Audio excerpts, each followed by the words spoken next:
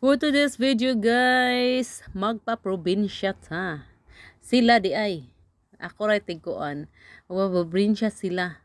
Gabiyahe gikan syudad padong sa probinsya. Naghapit sila nga to sa kabukirang part ng Sugod somewhere. Karon, kung namoy mga problema og kaligot-got, pwede ra mo munganhi dire. Magsyagit-syagit sa inyong kalagot. Na ako'y story to tell. Finding Nuknuk ang title ani. Ambot ko nga nung nakabuhi ni ilang manok. Siguro sa biyahe ni lagi kan syudad padung sa probinsya, giinitan na ni. Naipit na ni siya kay piting sa giputa sa ilahang biyahe nga daghan kay karga. Daghang tao pud sakay mo ni siyang gilaa, giinitan ni siya ni gawas paginhawa alam pud na ninyo. Murag mga 30 minutes gid siguro ni kalahating oras silang ginukuray ani ilang manok. Grabe ka idlas yate. Nga naman ninyo higti po din tao na ugtas din mo manas ko Eric o ni abante atras na gin sa muting buhok ani. Ginako na ni iyang manok nga nakabuhi. Abot na lang na ang problema lamang ani no kung may gali siya kay wa siya milupad kay og nilupad siya ang isig kakilid ana ilang gikuanan gipatintiruhan puro na siya kuan bangin. So kung mulupad siya padung ato sa bangin maungi dakong problema kay guy ginukulog songon niya gabi hapon na siya maabta gabi unsaon na lang padung na nang ginas bahala na gid ka diha kinabuhi nimo dia paningkamot ay kada nok wa kay kaon-kaon kay layas-layas man ka na pertiging hasulaan ni ron niya na di man ni pwedeng daghan og mo dakop kay sabot manig musamot man ni siya gligtas mudagan pala hinon mulupad ni layo samot gini to ara. Si Ryan na ugtas nagtaman. Kaunok ngano good pog ka nga di magi mamaoli na mo di mo muduol ning manuka mura man ni gibunalan nga igtas man kistanan. Dugay kay sila na human ani mga 30 minutes gini lang ginukod-gukod aning ilang manok. Ina sila kung mo ding dugay sila na abot pag upauli kay nagginukuray day siyang manok to ana. Giduot pa si nanod lagi ang manok ay naduot pa si Jove. Kini nga manok maera gining kapayasan og tulahon inig abot sa balay. Paugtas ging manok ka ha. Paminaw sa siguro sa manok.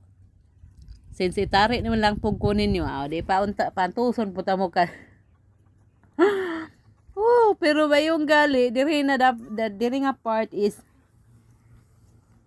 nasigpuan ra gid in town siya na dugay. Asa na ron padong sila Kuya Eric og si Ryan may kadlok na wagi gibitin og ana kanang mga lawom-lawom pero kere ra gid kaysa na buti na lang nasigpo.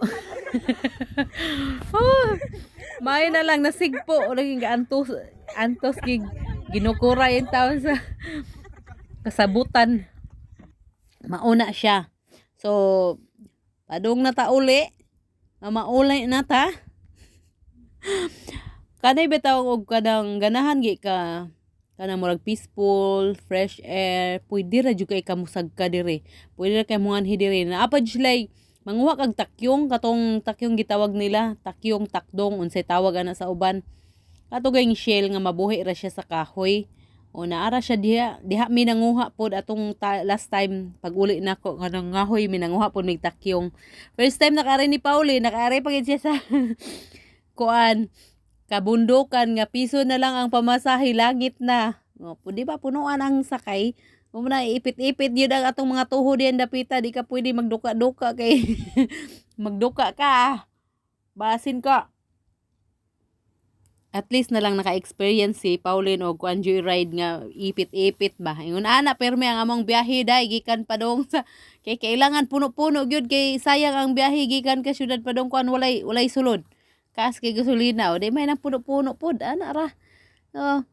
Ang imong maagian inig padong na nimo sa kuan probinsya mag-start na gali ka area na gali sa Sugod padong na ginadidin ngadto sa may Danbantayan na ani gid siya nay Mo na giingon no nga magamping-amping na tag sunog-sunog og mga plastic kay grabe naging inita sa panahon o kita mo na ang iyang sunset niya dinha nga grabe ka fiery jud ay.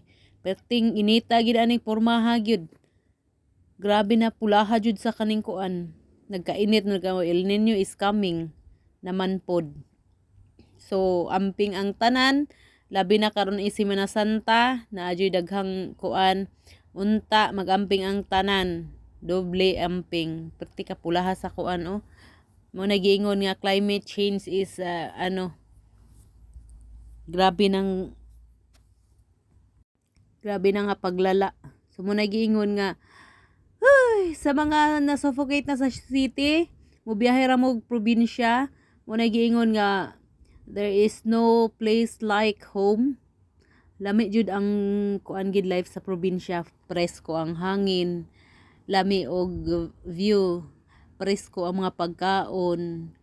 Kailangan lamang jud diri is kwarta kay asa man ta ipalit og bugas nga puro man ni sugarcane plantation diri nga banda sa north sa Cebu. So wala man siya rice races diri or mga rice plantation, sugarcane man ni diri. Magdako man ni ang yuta nilang diri dapit sa Franco banda no or diri dapit sa kuan Meris or Franco. Magkuan pa lang sila og kanang plantation sa rice kay dako as in dako kay guanang puro ratubo. Unya para dili kayo lisod ang pamugas diri nga banda ba nga side. Ana ra siya. So ang lami nga time mo biyahe ka sa probinsya gikan sa city kung buntag siya 4 AM to 7 PM.